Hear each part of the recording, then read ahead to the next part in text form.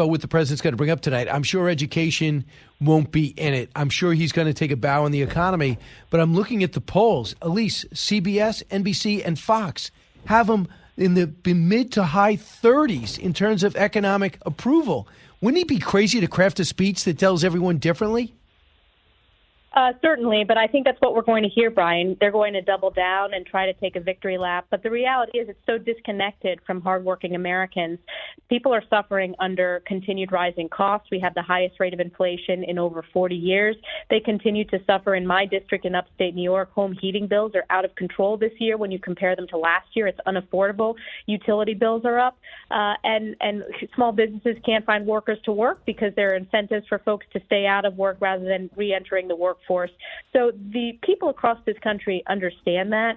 And, you know, what also we're not going to hear from Joe Biden is he's going to double down on this unsustainable national debt that Democrats racked up so quickly in 2 years, over $31 trillion that's saddling future generations. We need to have an honest conversation, which is why House Republicans are working so hard to negotiate, to stand up for fiscal responsibility, bringing our budget back to balance. And we're not going to hear that from Joe Biden tonight. I had hoped we would, but they're going to double down on this failed approach. So, look, tonight I'm sure the president will say that balloon came across and we blew it up and people are going to stand up and cheer. But as we look at this and we've tried to find out why they keep bringing up that Donald Trump ignored it and had this things happen, his Trump administration had it happen during his time, then they had to walk it back. The latest is the general in charge said we were unequipped at that time to handle balloons coming into our perimeter. But now we are. Really? Is this, you ever remember the Armed Services Committee? Are we ill-equipped to stop a balloon?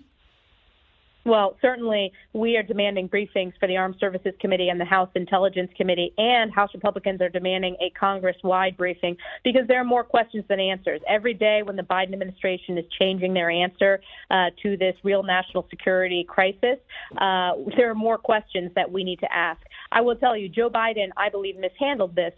It is an abysmal failure to allow the communist Chinese spy balloon fly over the United States, multiple military operations, and then declare a victory lap after it's already, flown over our sovereign airspace, as I said, probably and potentially collecting intel. I haven't gotten the briefing yet, so I will wait for that.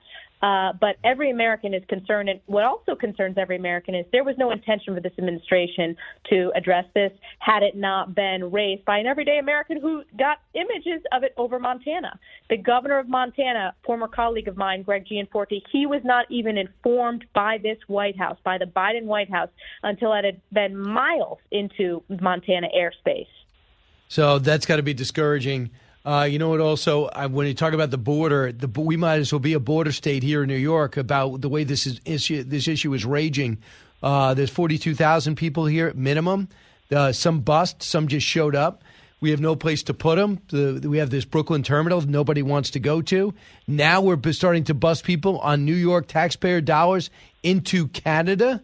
What's going to be the resolve here? Because now New York City wants New York State wants New York City to write a $500 million check, and New York City says we're broke. How bad is it here? It's a crisis, and House Republicans have been hammering away at this crisis. And we have the most secure border in modern history not that long ago under President Trump. And look how quickly this unraveled. This is a direct result of the policies and executive actions of Joe Biden. And every state is a border state, Brian. It has been. If you look at the fentanyl overdoses across America, they continue to skyrocket. The vast majority of that is pouring across our southern border. We also are fundamentally a country based upon the rule of law, and that's clearly not the case with how Biden has mishandled this border catastrophe. And you talk about every part of New York State being a border state. That bus from New York City going up to Canada, that goes right through my district up the Northway, and it's paid for by the taxpayers. Hardworking families should not be footing the bill. We need to secure the border. House Republicans will bring a border security package to the floor. It's one of our commitments to America. And we need to fix our legal immigration system. We should not be incentivizing illegals to continue to pour into this country. I got to get two more issues in. We're talking to Congresswoman Elise Stefanik of New York, member of the leadership, and she's, of course, going to be in attendance with State of the Union tonight, which we're going to be covering here on Fox. So let's talk about the next balloon. There's a balloon right now heading our direction from Central America. Don't you believe you need to be briefed on this? And is there anything short of blowing it up that you'd accept? Well, certainly we need to be briefed on this. And again, we are anticipating that briefing. We are demanding those briefings, and it's not time for excuses. We need to hear specifically what the plan is to protect our sovereign airspace and to make sure that no intelligence is collected by the Chinese Communist Party. Remember, Brian, it was House Republicans that set up the Select China Committee, and we did actually get 100 Democrats who voted with us to set that up. It's sad that, a lot of Democrats voted to oppose that, but this is our greatest adversary when we're considering what my generation is going to face in the 21st century. So I will tell you, China is testing this president, and this president has failed. He is asserting weakness on the global stage, and again, we would hope to see strength, and we're just not seeing that. All right, this political weaponization committee, your chairwoman, Congresswoman Stefanik, on this, and I think Jim Jordan is doing this. Is he chairing it as well?